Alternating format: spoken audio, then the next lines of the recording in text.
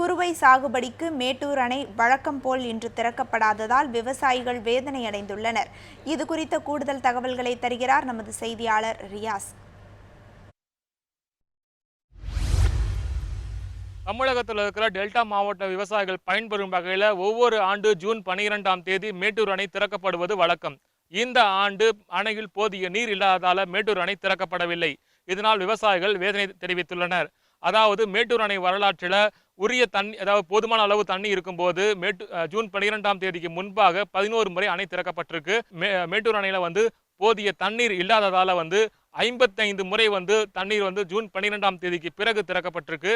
56வது முறையாக இந்த வருடமும் மேட்டூர் அணை போதிய தண்ணி இல்லாதால திறக்கப்படலை. அதாவது தென்மேற்கு பருவமழை இப்போ துவங்கும் சமயத்தில் கர்நாடக அணைகளை மழை பெய்தால் அங்கே இருக்கிற உபரி நீரால் மேட்டூர் அணை நிரம்புறதுக்கான வாய்ப்புகள் அதிகமாக இருக்குது. அதாவது கிட்டத்தட்ட இன்னும் ஓரிரு வாரங்களில் மேட்டூர் அணை தன்னுடைய 90 அடியை தாண்டும் போது மேட்டூர் அணையிலிருந்து விவசாயிகளுக்காக தண்ணீர் திறந்துவிடும் சொல்லப்பட்டு வருது. அதாவது இந்த ஆண்டு திட்டமிட்டபடி இந்த மேட்டூர் அணை திறக்கப்படாதால அதாவது டெல்டா மாவட்ட விவசாயிகள் கடுமையாக வேதனை தெரிவிச்சிருக்காங்க.